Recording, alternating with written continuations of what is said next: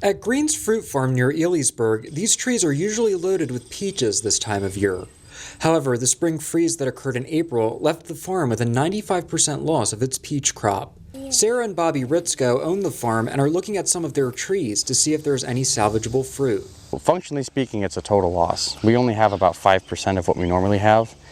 And this is really challenging too, because normally we would buy and resell peaches to sort of help make up the difference. But a lot of other local farmers also lost their crops. The Ritzkos say they still have work to do this season, but to a lesser degree.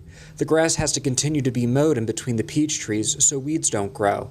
They also have to make sure the area is properly fertilized. However, not much is needed this year compared to a normal year. We'll need to prune them in the spring, next spring. So we still have to worry about bugs and pests, because a lot of bugs and pests will still hurt the tree even if there's no peaches on them. So we still have to keep the trees alive and healthy for next year, even though we don't have any income coming from them this year.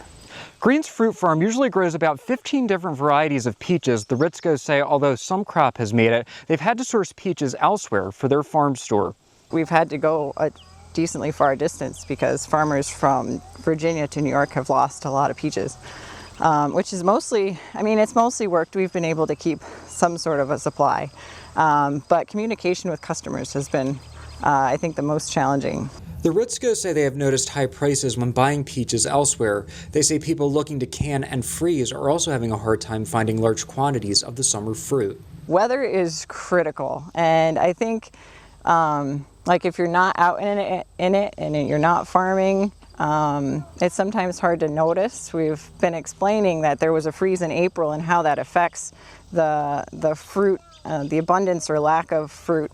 The good news is the Ritzkos say their apple crop is looking promising. They say they are looking at a 60% crop yield. Justin Gick, Newswatch 16, Northumberland County.